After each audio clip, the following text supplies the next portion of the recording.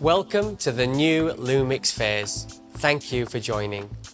My name is Barney Sykes and I work in the LUMIX marketing team.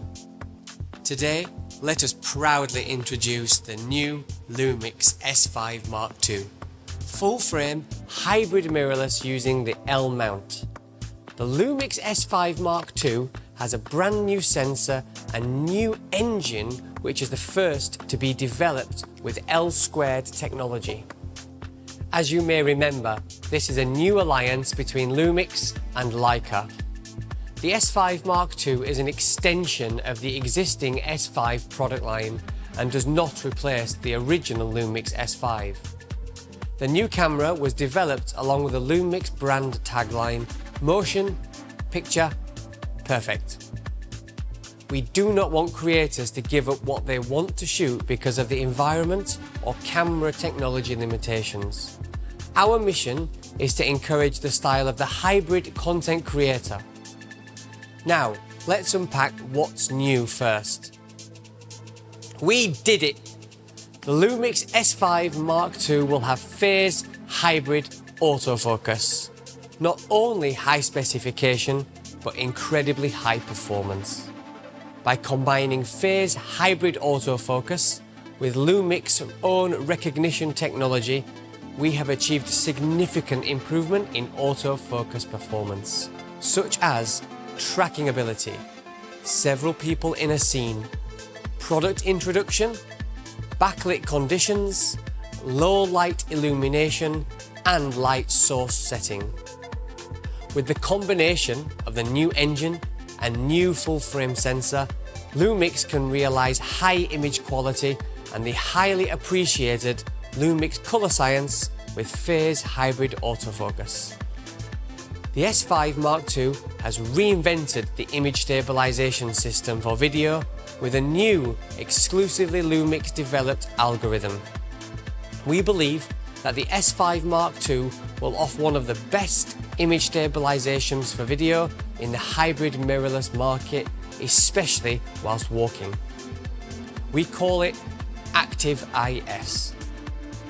The S5 Mark II can determine the status of camera shake and optimizes horizontal, vertical and rotational correction ratios. The system can compensate for even the smallest camera shake and around 200% more than the original LUMIX S5. Now, the S5 Mark II is the ultimate hybrid mirrorless camera. If the camera moves, Active IS is there. If the subject moves, phase hybrid autofocus is there. The S5 Mark II will also offer truly unlimited video recording in all video modes. And, to be fully transparent and honest, the LUMIX Unlimited recording is measured up to 40 degrees temperature for Cinema 4K. To realise such high performance, the S5 Mark II has a newly designed fan, without any compromise on size or weight. The LUMIX S5 Mark II features a new technology which allows colour grading to be done within the camera itself. We call it real-time LUT. You can load your favourite LUT into the camera and use the camera body to record photo and video after applying the LUT. This new feature will be a big benefit for users unfamiliar with the editing process, such as colour grading, and it allows them to expand their creativity. Now, let's talk about operating the camera and what is new. The S5 Mark II has been upgraded with a full-size HDMI. We have a new joystick with 8-direction movement that can be manipulated vertically, diagonally to enable instant subject selection. The new 3.6 million dot OLED viewfinder and the original S5 had a 2.3 million dot viewfinder. Now, let's talk about video specification for the hybrid LUMIX S5 Mark II. This camera is capable of 6K video in 3x2 and 17x9, 5.9K video in 16x9, all recorded in 420 10-bit, 29.97p, 25p, 24p and 23.98p. As you can see, the popular open gate feature is enabled on the LUMIX S5 Mark II. We will also offer Cinema 4K and 4K at 59.94p, 50p, 29.97p, 25p, 24p and 23.98p, all in 422 10-bit colour. Of course, we are also including our V-Log profile with over 14 stops of dynamic range, and the S5 Mark II also has dual native ISO. Now, as we've mentioned, the S5 Mark II is a hybrid camera and we still love photography. The S5 Mark II can use the electronic shutter to capture high-speed continuous shooting of up to 30 photos per second in RAW and JPEG, importantly whilst suppressing the rolling shutter. And the internal buffer memory of the LUMIX S5 Mark II has also been upgraded. We can now capture up to 200 photos in RAW and JPEG using the 30 frames per second mode. We have a 96 megapixel high resolution mode for both RAW and JPEG, but the sensor itself is a 24.2 megapixel sensor. Ladies and gentlemen, this is the LUMIX S5 Mark II, a camera we are delighted to be able to introduce to you today. There is one more thing. The LUMIX S5 Mark IIX is a revolution in hybrid mirrorless camera design. Mushin, which means shaping emotions, is a design philosophy common to the LUMIX S series. Since the launch of the S series, keeping the idea that the camera is only a creative tool, we have sought to create harmony with the creator's shooting environment. This is the first all-black design in the LUMIX S series. The S5 Mark IIX has all the amazing features and benefits of the original LUMIX S5 Mark II and more. Let us show you what is new in the S5 Mark IIX. Up to 5.8K Apple ProRes 422HQ and 422 recording via USB to SSD, and internal Full HD Apple ProRes. Up to 800 megabits all intra recording, Apple ProRes RAW via HDMI, wireless IP streaming, wired IP streaming, USB tethering to smartphone, and of course the awesome all-black design. The S5 Mark IIX will be available from May 2023. In addition to 2 new cameras, we will also launch a new S-series lens, the 14 to 28mm ultra wide-angle lens with half macro feature. Compact, super lightweight, and sales will start in February 2023. As you can see, these new, exciting, innovative, reliable cameras, the LUMIX S5 Mark IIX and S5 Mark II, will compete directly against some of the more recently announced full-frame cameras, but excel in terms of features, specification and design. We hope you enjoyed the new LUMIX Phase and share our excitement for these new products. Please stay tuned on this channel where LUMIX experts will be able to answer any questions on today's announcement.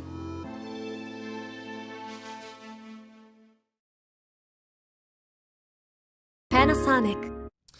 Welcome to the S5 Mark II live discussion from Las Vegas, Nevada. I'm your host, Sean Robinson, and with me is Matt Fraser. Hey everybody.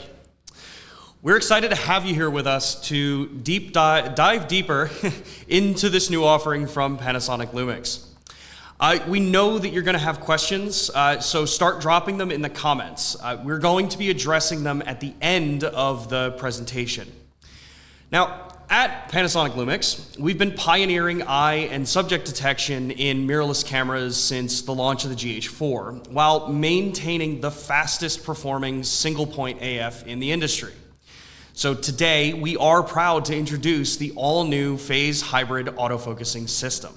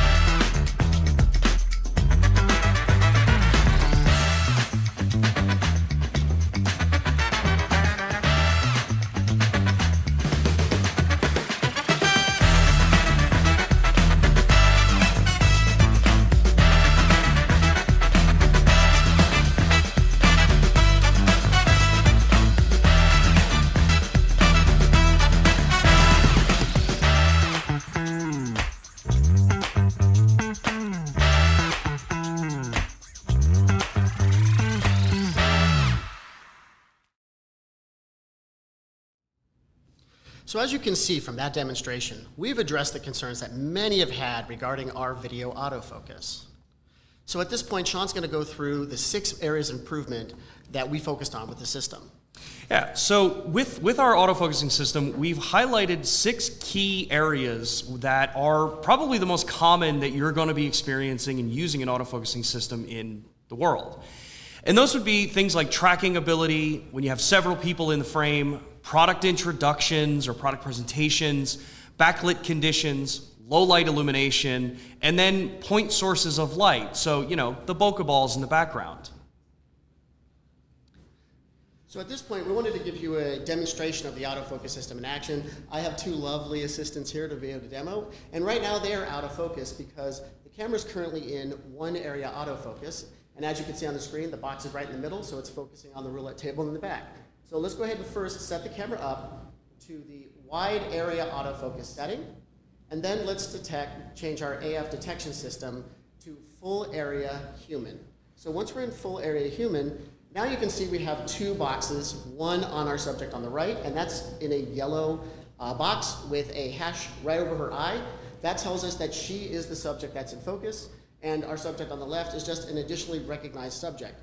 If I touch the face on the left, now that subject is in focus and is the primary subject. Or we can use the joystick and go right or left. So we have a couple of different options for our detection options on the camera. You have either human detection, which as you can see, human detection detects faces and eyes. But if our subjects were to turn their backs to the camera, it would also detect their bodies or their heads. We also have an option called face and eye detection.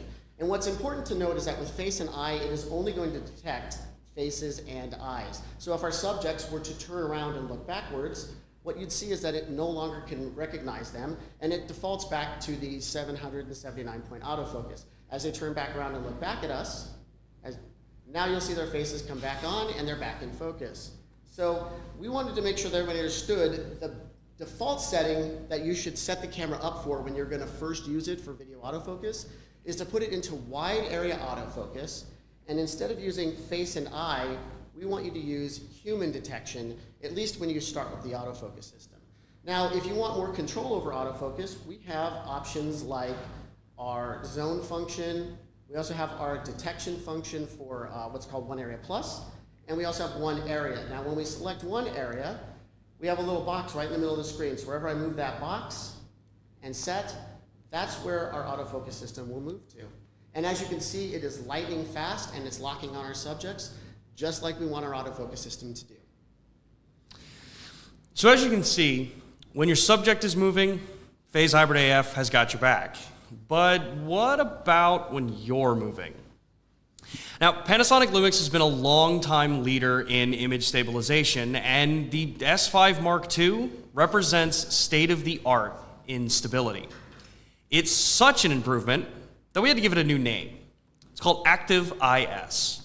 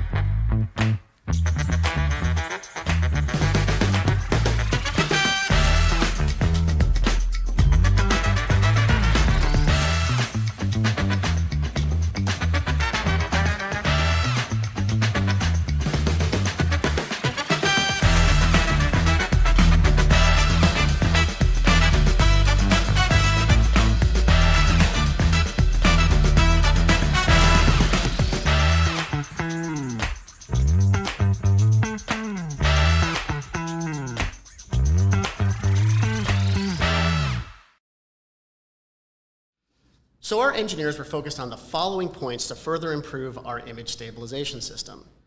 Number one, for camera moves that are gimbal-like in their stability, we've improved both the IBIS and the dual IS system in the S5 Mark II. Number two, when you need extra stability for more aggressive camera moves, we can incorporate our EIS system and get amazing results thanks to new optimizations in our algorithms to further unify those systems to work better together. And number three, to support even more aggressive shooting styles, it's not always an option to use a tripod. So Boost IS provides an extreme amount of stability that would not be appropriate for camera movements, but gives your footage that locked down look. Now, ever since the Panasonic GH5 was announced, we've enabled users to load up to 4 of your own LUTs, or lookup tables, or looks. And this was to help you give an idea of what your log footage was going to look like after you brought that footage into post-production. But now, the S5 Mark II allows for up to 10 LUTs to be loaded into the camera. And this is all thanks to a new feature we're calling LUT Library. So it sounds a bit ridiculous to add 10, right? Yeah, so we think that once you have a chance to see the LUT library in action with our real-time LUT function, I think you're going to be amazed by what you can do with this technology. So with that, we're going to go to Sean, who's going to give us a demonstration of real-time LUT and how you can load files into the LUT library. So yeah, here on the S5 Mark II, we've got a basic just setup that we're normally working with on this camera. So we're in like 709 right now, and for the most part, this is the simple way to set your color up. Well, what if you want to actually be able to shoot with log? Traditionally, we would be going into the quick menu, going over to vlog, and cool, great, we got a vlog file. But what about wanting to actually maybe, apply a LUT onto this? And up until recently, when you would do this, you'd be into your vlog file. You'd be able to go into your settings, pull up into the actual preview options here, which was originally called Vlog View Assist. And that would give you the ability to say, hey, I want to have this come out and just have it look like 709. But that underlying file is always still going to just be vlog. Now, if you're someone who's getting into this and like, hey, I want to actually bake that footage into the camera, well, what option do you have there? So our real-time LUT addition into here has now been added as a totally separate color profile for those that want to use this feature. And you would activate this in a number of ways, either going into the quick menu and now selecting the LUT option, which now has vlog as the base, but with the 709 color profile added on top of it, outputting that footage now from that base of vlog. But what if you want to try a different color profile added onto this? Well, we made that actually super simple. So you come into the main menu option here, go down into your photo styles, and right now you'll see under real-time LUT, the option to scroll down here and say, hey, I want to turn the LUT on, I want to turn the LUT off. this is that option to say what style do you want and what do you want to be baked into the footage. So for those of you out there that have been working with log files for a long time, yeah, maybe you're still going to be sitting there using Vlog View Assist because you want that log footage to work with. But a lot of times you have quick turnarounds on jobs. You have the need to be able to live stream with this camera, and you still want to use log as your base, but have a very specific look that you love to work with. Well, you just go in here right into the LUT library and you add that file in just like what we've been doing for the basic previewing LUTs. This is where that LUT library comes in. And like we said, we can now add up to 10 into this camera. And just like our other new cameras, we can now also add not just VLT files, but also add the addition of .cube files. And we haven't really stopped there either. So a lot of people will like to shoot in, say, Cinelike D2 as your base color profile that you like to work in, or say landscape. What we now let you do in this system is utilize the My Photo Style options now. Now, My Photo Style are the options where you can set a base color profile that you like to work on and then make your own kind of adjustments. If you're someone who likes to add more contrast, play around with the highlight and shadow curve, that's awesome. But now, if I change this to use the Cinelike D2 color profile, I can now also scroll all the way down to the bottom of this option and apply a LUT in this section as well. By coming in, selecting what LUT I want to use. In this case, we're just going to use the built-in Vlog, the 709 conversion. I can have that now set into here based on whatever base profile I want to work with. And as we said, that can be any of the different color profiles. And now I have that one less step to do in post-production, and not even just for video users. Photographers can do this as well. If you're someone who loves the Cinelike D2 color profile, and you go into Lightroom or Capture One or whatever program you want to work on, you apply a couple little adjustments for how you want that image to look finally, well, just kick those out as .cube files, those adjustments and that look, load them into your camera, and boom, you're not having to worry about or sit behind a computer as often anymore. Now, the other cool feature with this is that when you've got this all set up, you're able to come in here, you're able to click the display button, and actually change each of these My Photo Style sets so that, one, you know exactly which one is which and what's involved on each option that you have there, but also be able to save them so you can go back, you know where they are, you know which one is the one you want to work with, and just be ready to go and quick and not have to be fumbling around with the camera throughout the rest of the time. Hey, thanks, Sean. I appreciate that demonstration. You did an awesome job. So at this point, while Panasonic is known for innovations for video, the soul of Lumix is really photography. And we've incorporated photo features that not only focus on the burst rate of the camera, but also expand on the creativity of the camera as well. The S5 Mark II is now capable of burst photography at up to 30 frames per second, while processing those images to remove the effects of rolling shutter in your panning photographs. To expand your creativity even further, the S5 Mark II includes the industry-leading high-resolution shot mode that delivers 96 megapixel images in RAW and JPEG, and it's processed in camera while correcting for moving objects in the frame. And coming in a future firmware update is one of my personal favorite features on the S5 Mark II. You're going to get live view composite compatibility. This feature greatly simplifies long exposure photography and allows for long exposure looks in lighting conditions that would wash out traditional long exposure photos.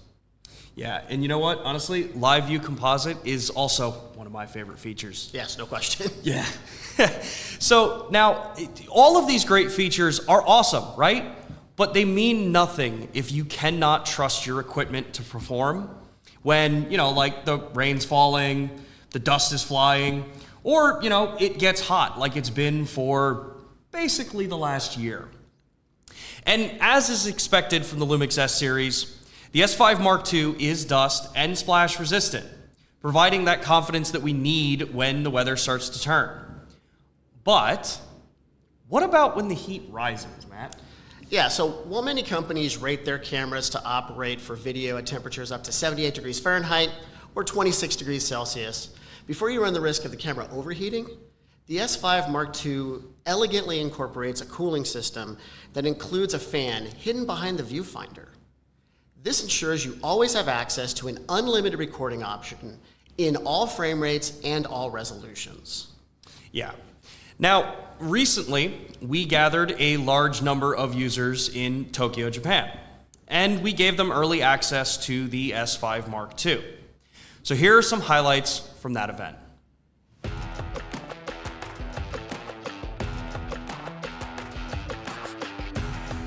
Welcome to the LUMIX Global Summit and thank you for coming from all the way around the world.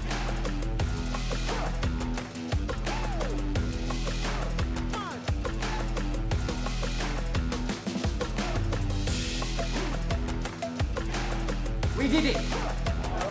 Phase hybrid contrast there!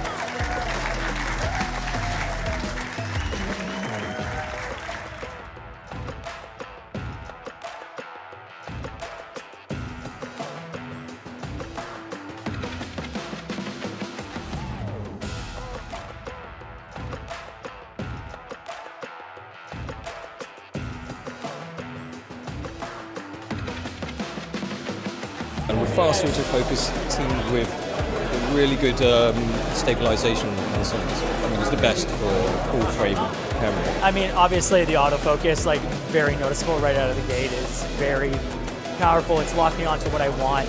Like to release, one of these here. Like yes. You've ticked every single box. It's like you've listened to everything that everyone said online and just made the perfect camera, really. I can't wait. For me, I think LUMIX is for the people, meaning for the creators. That's what I really like about the brand. For all intents and purposes, this seems like a dream camera for a lot of people.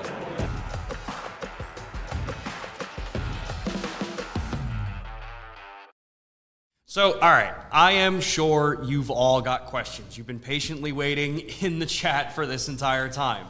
So, Matt and I, we're going to go through those now. I have questions, Sean. Do you now? No, let's let them do the questions first. Yeah. All right. So go ahead, Jack. We've got lots of questions and we're really glad for the participation. We're going to start chronologically along at the time. What battery do these cameras use? It uses a battery? What are batteries? Oh, we didn't tell you. There's this new hydrogen. No, I'm joking. Sean, why don't you go ahead and go? Yeah, so the S5 Mark II is utilizing the BLK22 battery. So if you've got a GH6, you got an S5 original, yep, same batteries, you're golden. Yeah, it's great. And just to tag on to that, it also works with the XLR1. So if you want to keep your XLR1 audio adapter, you can add that to get channel 1 and channel 2, and then use the 3.5 millimeter jacks in the camera for a channel 3 and a channel 4. And it also works with the S5's battery grip. So if you want more recording time, get a battery grip and add it on. Yeah. Great. So, and the other questions we'll have is, can you tell us a little bit about the sensor itself? Maybe reiterate autofocus points, photo performance, video performance. Yeah, sure. So I'll start off with the autofocus stuff, and then I'll let you get into the little more technical side. Yeah, go ahead. Yeah. So with the S5 Mark II, the autofocusing system, we're utilizing 779 phase points on this sensor that's covering the full face of it. That gives us the combination for one, accurate fast focusing across the whole frame, wherever you're picking your focus point in there. But then also now with all of our recognition know-how that we've been, kind of polishing and getting ready over the last decade, now that allows us to move on when, as Matt was showing before, jumping between targets, making sure that face works and it's accurate and it's focusing on the eyes. So yeah, it's a huge improvement, and all of this is thanks to, one, obviously the new sensor hardware that we've deployed in here that adds that phase hardware, but also the L-squared technology engine that's in this. As we said, it's like 2 times faster at processing the signal inputs onto this, so we're able to now be able to add phase, make sure that you're still getting that ultra-high image quality that we're known for, and you're not giving anything up in that case, and just making it an ultra-reliable tool. So yeah, and then on the sensor side, because apparently I'm the biggest nerd in the room. Apparently, I have no idea. It's okay, Matt. So the image characteristics are going to be very similar to the S5 in terms of its high ISO capability, in terms of its dynamic range. Color science has been tweaked, but it's pretty close to the original S5. Where things are going to be different for a lot of users is that this sensor and engine combination now allows us to give you 30 frames per second of output, whereas on cameras like the S1H, the S1, or the S5, they were limited to a readout speed of about 24 frames per second. So this camera actually over the S1H has 30 frame per second open gate, whereas even the S1H can only do 24 frame as a maximum. So that's going to give you a significantly faster readout speed. It gives you more flexibility for what you want to do. You have a slight slow-mo if you want to deliver in 24 frame, or if you want to use open gate for 30 frame content, especially for deliverables online. Obviously a lot of folks out there have to deliver content in both 16:9 aspect ratio, and then they want to do a 9:16 crop, and they usually want it in about 30 frames per second for online social media. This camera can deliver that thanks to its open gate sensor that can now output at 30 frames per second. And I feel like I'm talking like the Micro Machines guy. I'm talking really fast. Well, this is like one of the most exciting things. We're actually back together. It's been how many years since we've been actually doing any of these live streams or whatever live in person? And we're in Las Vegas. I mean, come on. We just launched the S5 Mark II. I know. This is awesome. We're excited. Jack, we're like vibrating back here. Yeah. It's awesome. What other questions do we have, Jack? Optical low pass filter. That's a sensor question. Oh, I'm sorry. So somebody had asked about OPFs. So yes, the camera does not incorporate an optical low-pass filter, so it is going to be an incredibly sharp image. In fact, I'm kind of curious. I'll be interested to see some results out there because some cameras are 8K and they have optical low-pass filters, and this camera is 6K and has no optical low-pass filter. So I'm going to be interested to see which one actually renders the sharper overall results. Oh, man. And then another question, dual native ISO? Yeah, so it's dual native exactly as the S5 had. So that's going to really depend on the picture profile. Sometimes it's going to be 100 and 640. In Vlog, it's going to be 640 and 4000. So you'll just want to consult the instruction manual and what we've released out. There's going to be, trust me, there's plenty of content that'll show you all the different options the camera has to offer. Yeah. Now for phase detect autofocus, what if I have existing L-mount lenses? That is possibly, I think, one of the best questions, right? Yeah, you're going to have to buy all new lenses. I'm sorry, folks. It's You've just made everyone in the room just go, Yeah.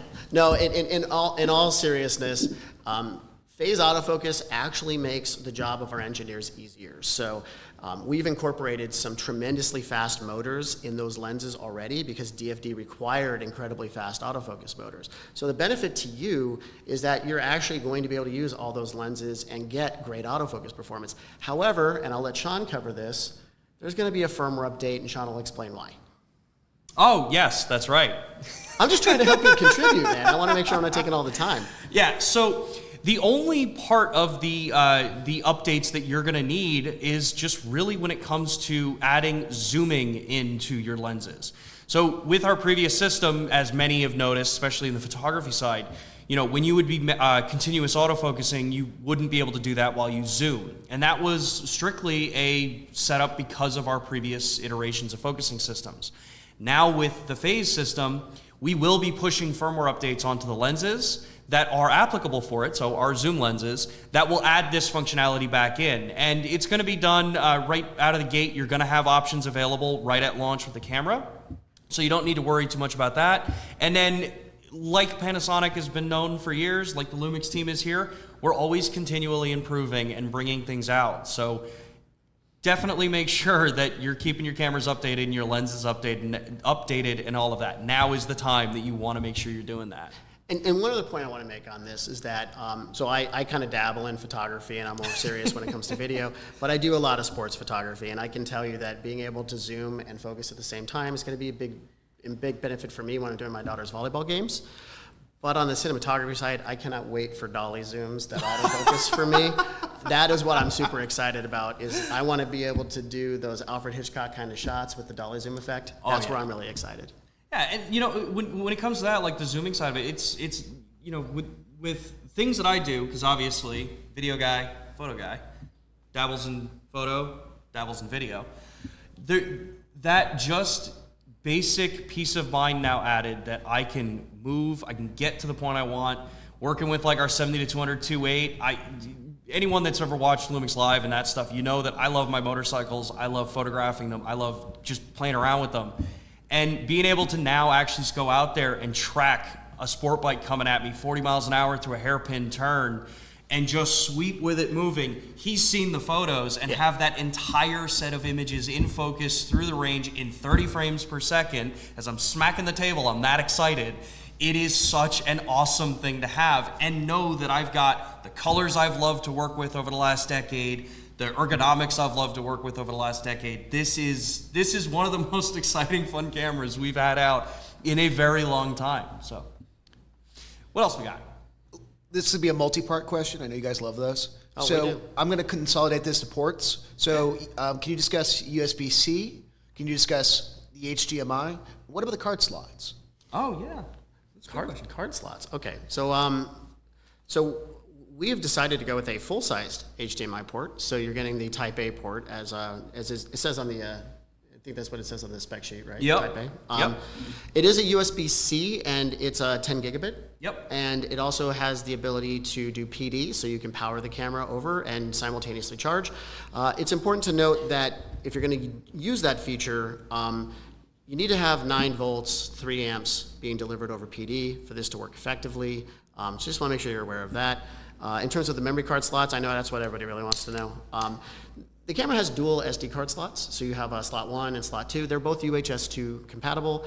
And then while we're showing you an S5 on camera right now, you might have heard there's also going to be an X model that's going to be coming as well. So the X model, its USB port will get some added functionality. You'll be able to use that external SSD for recording video files. So And photos. Yeah, and photos. So the world's best time-lapse camera got even better being able to do that. That's where ProRes files will usually go if they're 4K, and that's also going to give us the ability to do some live streaming functionality. So today we have a 3-camera shoot, we got a whole crew, but sometimes people just want to be able to live stream with a single camera. This will be able to do it over Wi-Fi, it'll be able to do it over USB, or you'll be able to purchase a USB to Ethernet adapter, and Wi-Fi it's 1080, for 4K it'll be 4K 30 over USB and 4K 60 over Ethernet. Yeah, that's honestly one of the things I'm really excited about. I mean, when we launched the GH5 Mark II on the LUMIX Live stuff that we do, I loved being able to get out of my studio. I mean, we were still in lockdown at that point here absolutely. in the States, and being able to go out into a beautiful overlook and live broadcast from there right to the YouTube channel. That was so much fun, and now I'm really starting to think maybe I want to do some night streams, change it to where I can be down in Austin, beautiful lights, all that kind of stuff, and live stream from downtown. A couple of evening live streams, huh? Maybe some 8 p.m. ones or something like that? Yeah, something like that. Yeah, that'd be awesome. That way some of our Australian friends will be able to watch you and exactly. not have to wake up super early in the morning. That'd be awesome. Yeah, so it's just awesome what we got here. We went a little off topic, Jack. What was the other questions that you had in there? So do you want to go over the differences again between, actually, let's go with first frame rates. Do you want to talk about 10-bit color? Yeah. What's color space? Yeah. So the camera's it's a 10-bit camera. You're gonna really have to dig in the system to find 8-bit. 8-bit's only available in MP4. So this is a 10-bit camera now. That means that everything from 1080, 24, all the way up to, if you're using the slow quick mode, up to 180 frames per second is 10-bit. And that's gonna be 422 in all of those modes. When we get up to 4K 60, let's go. 4K 30 is full sensor width, and 4K 30 4K 30 is available at 10-bit 422. And then when we go into above 4K, so if we get to 6K or 5.9K, those are going to be 10-bit 420. And then when we get to 60p 4K, it is going to do a sensor crop. So something to keep in mind is that this camera's retail price is going to be $19.99 body only. In the US dollars. In the United States. And then it's going to be a $200 upgrade to get to the X model in the United States. So knowing that we're at a price point that it's very common to crop the sensor. The options we would have had to consider if we would have given it an uncropped image would be either A, fewer pixels, which means it's not going to be a very good hybrid photo camera, but that would give us faster readout speed. Or B, we'd have to go to a stacked kind of sensor array, some really advanced sensor technologies that would frankly increase the camera's price pretty dramatically. So the goal here was to hit a really nice balance between price and performance. And frankly, with the open gate function up to 30 frames per second and all the features this camera has, there really is no rival to this camera at its price point. Yeah. So Matt, if we wanted to shoot open gate, what are my options? Is it easy to do? Are there guidelines? Are there markers? Oh yeah. You want to cover that one? Yeah, sure. So with the open gate recording, or for those that don't know what open gate is, and this is maybe like kind of just what are you people talking about here? So open gate, really what it means is that we're recording utilizing the full height and width of the sensor. So in the S5 Mark II's case, it's a 3:2 aspect ratio from that basically 6,000 by 4,000 image down a little bit to make sure with like things if you want to use EIS, all those kinds of things. But what it means is that I can now take the camera, do up to, as Matt said before, up to 30p internally into the camera, and throw on the different aspect ratios that I want to work with. So say, like this exact situation, say we're recording this, and I want to be able to take this and throw this onto our social media channels later. I want to say, you know, Matt covered a perfect point before, that's what I want, I've got the full shot set up, but I want to throw it on to like Instagram Reels, or, you know, Stories, or TikTok, or any of those things. Well, now because I've got that full sensor height and width in 6K resolution, I can just vertically slice out a 16 or 9:16 image out of the vertical and know that I've still got a 4K resolution image out of it. Or if I'm doing 1080, I've got so much resolution to shift those around, move them around. But at the same time, I want to be able to run this as a playback later on. I just drop it on a 16:9 timeline in 4K, and there you go. I got my 4K. It's pretty slick. And then in terms of what can be done during production, the camera does include a very, very complete set of crop lines. So if you want a 9:16 crop line, we already did that for you. If you want a 16:9 crop line, we got that 239, 235, 45. We probably have your favorite one in there, but you know what, if we don't, who cares? You can also customize it as well. So you can also add your own customized frame lines if you'd like to as well.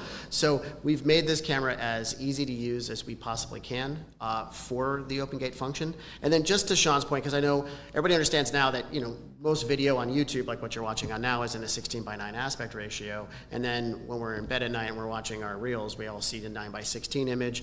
The reason open gate is so beneficial is that it gives us more real estate above and below the person's head, which gives us just better cropping options. So Sean and I don't have to like sit super close when it's time to produce the content. So it just provides you with a lot more flexibility. Yeah, super fun to work with. What else we got, Jack? We've like jumped through, like, look, this is possibly, I think, just how much stuff we want to talk about this camera, how many different aspects we want to cover on it. And while they're pulling up the rest of the questions that they had there, you know, some of the other stuff that we kind of like glanced over with this before is, you know, there are so many additional features that we've got built in for things like the high resolution shot mode, as Matt brought up before. Unlike some of the previous cameras, it's on the top dial now. So you want direct access to be able to get in there and use that 96 megapixel high res mode. And it functions just like all the other cameras that we've got that utilize high res. Live view composite, when it comes to this camera, if you're even remotely curious as to what that mode is, take a look at the current existing S5. We've got it in that camera. I've done how many talks about live view composite? Yeah. You've shown me some really awesome images that you've taken, like for your son with it. I do portraits with live view composite with flash. So I do stuff with like streaking lights in the background. I hit my son with strobe. It just creates a very interesting look. So I see Jack is chomping at the bit to give us a question. Well, Matt, you're gonna love. There's an anamorphic question or two. So. Anamorphic. What's that? And beyond that, maybe some suggestions or conversations about recent lenses people are asking about. Yeah. Okay. So what's the question on anamorphic? Just does it have it? Yeah. Okay. So, you know, Panasonic's been a pioneer in the mirrorless space with anamorphic lenses. For those of you who don't know what anamorphic lens is, it's that lens that makes the J.J. Abrams lens flares. So it squeezes everything, it stretches it when it's brought in, and then you can de-squeeze it when you work in post. It gives you a really nice wide angle of view, gives you more compression, gives you a real interesting look. The S5 Mark II has all of the de-squeeze functions that we include in all of our cameras, you know, of this level. So you're going to be able to de-squeeze 130 anamorphics, 133, 15, 18, 20 anamorphics, all de-squeezed internally. And if you want to live stream with this camera, you can actually de-squeeze over the live stream on the X model. So you can have de-squeezed live streams in anamorphic wrap your brain around that for a minute. In addition, we also do stabilization optimizations for the anamorphic lenses, because the problem is that you can't have them roll. You can't have the stabilization roll. So we've gone through and we've optimized the stabilization so it doesn't do that, which makes it just a much better anamorphic camera system. And frankly, the only one in the world that does stabilization for anamorphic lenses. What was the other question? It was about the lens. Oh, So, yeah, why don't you cover that? Yeah, so the other part of the announcement, as maybe some of you have seen already online, is that we are also releasing announcing the 14 to 28 millimeter f4 to 5.6. So we have one here on the camera right now. This lens, think of this as that ultra wide option that you have. It's going to be capable of half macro out at 28 millimeter. It's designed to be, that similar companion option for something like your 20 to 60, your 70 to 300. You need something ultra wide. Most of the time with landscape, we're usually stopping down anyway. But this lens, I've been playing with it since we got here to Vegas, and it's so much fun having that ultra wide 14 millimeter. It's compact. It's a 77 millimeter filter thread, so all my standard filters that I've got, even from like all the IR stuff that I love to do, and it's just straight up. It's an awesome companion to the new cameras. And it is tiny for a 14 to 28. It is really compact, which is what I love about it. So actually, at this point, we are out of time. So I want to thank all of you today for joining the event, and everyone that dropped questions in. We understand that we can't get to everyone's question, but don't worry about that. We will be continuing to answer questions throughout this week. Matt and I will be continuing to go live each day during CES from the Panasonic booth during the show over on the Lumix Cameras channel during our Lumix live streams. So make sure, if we didn't get to your question today, you got more of them, join us on those streams. You'll see the links go live later today. But yeah, so make sure to join us there. Thank you again, everybody. Thank you, Matt. Thank you, Sean, for hosting. You did an awesome job. I appreciate it. Thank you to the team here at Blackfire Innovations that helped us put this production on here. And yeah, we look forward to seeing you all throughout the rest of the week. Thanks.